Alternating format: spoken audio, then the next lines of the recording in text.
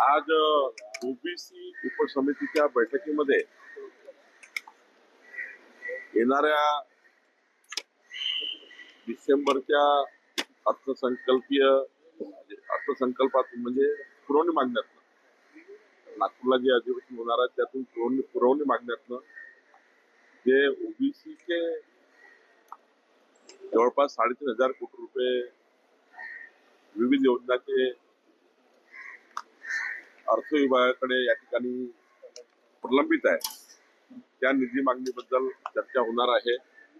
सोबतच काही निवेदनं महाराष्ट्रातल्या ओबीसीच्या विविध संघटनेनी आमच्या उपसमितीला दिले आहेत त्यावरही चर्चा होणार आहे। आणि या राज्यामध्ये काही ओबीसी समाजाच्या संघटनांनी बैठकीची मागणी केली आहे त्याबद्दलही चर्चा होणार आहे।